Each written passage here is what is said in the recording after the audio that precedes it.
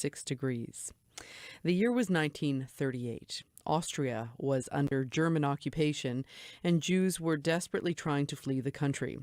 Most nations were closing their doors to Jewish refugees, but some ended up making their way to China, thanks to the bravery of a Chinese diplomat in Vienna. Dr. Ho Fengshan defied his own government to issue visas to thousands of Austrian Jews, who then took refuge in Shanghai. He has become known as the Chinese Schindler. His story has now been turned into a play by Ottawa playwright Cam Fung.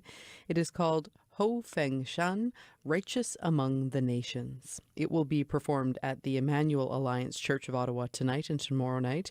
Cam Fung joins me now, along with one of the actors in the play, Elvina Usher. Good morning to you both. Good morning, Robin. Welcome.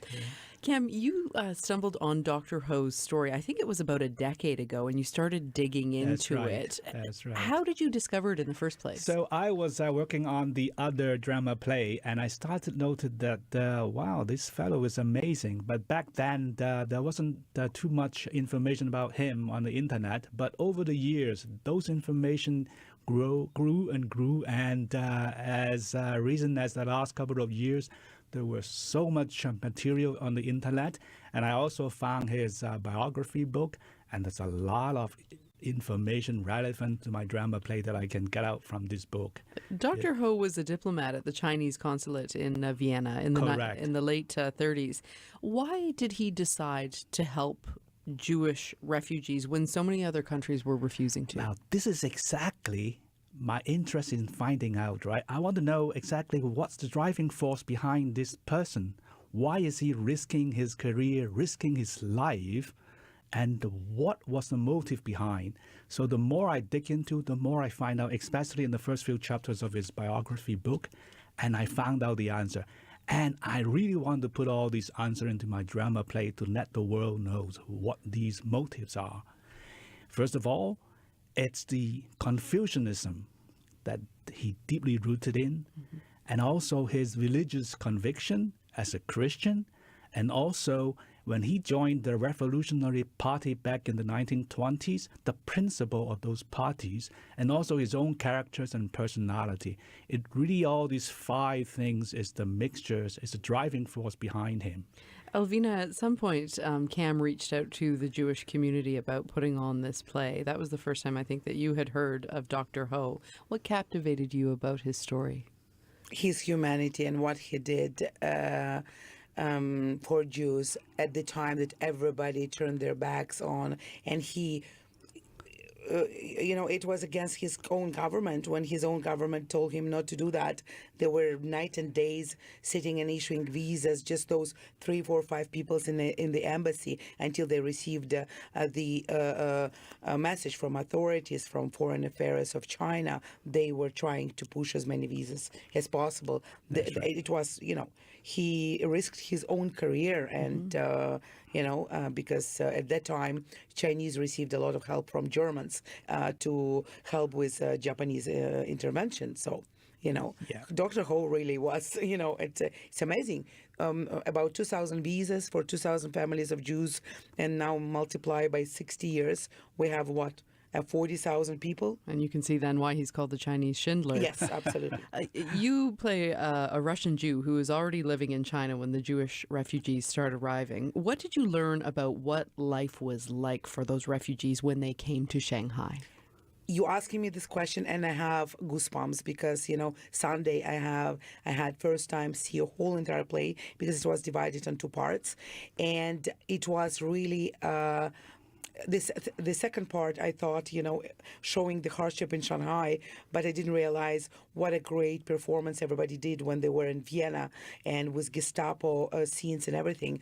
So practically, the life in Shanghai when people came from a house as business owners, in mink coats and beautiful clothes and everything, all of a sudden Russian landlady bringing them to this building of first floor for the business, second floor for the apartment, and it's rats there, cockroaches. They have to go to the bathroom in outhouse. They cannot drink water from the tap because they have to, and these people are like a business people that sold their businesses or were pushed out of the country by Nazis, and thanks God they're alive, and how they integrate with Chinese community in ghetto at this time, because Japanese pushed Chinese community and Jewish community into ghetto, and it's just an amazing story.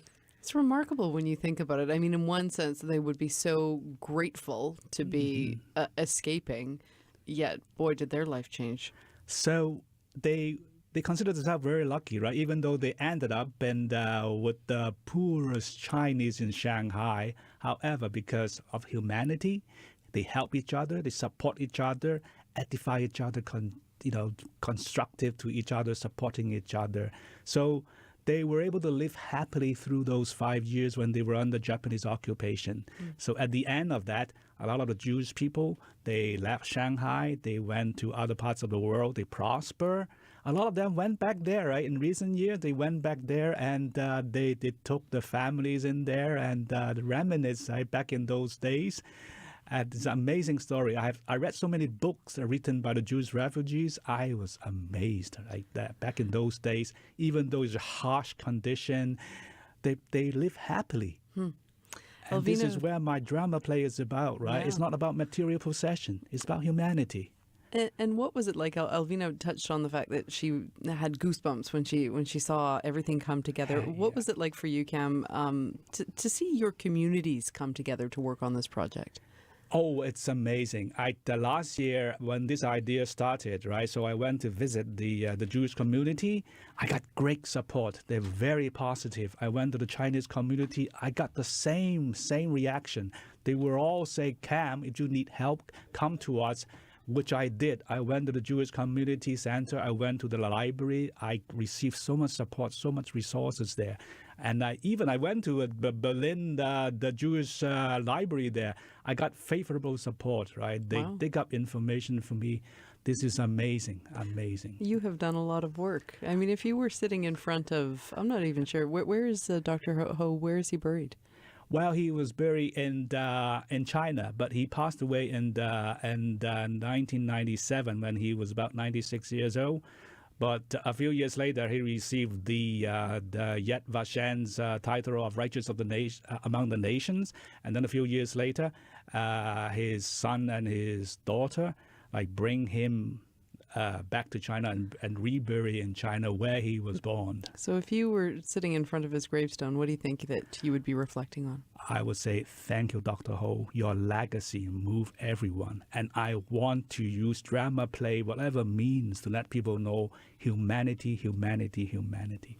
Thank you both very much for being here. Thank you. Break a leg.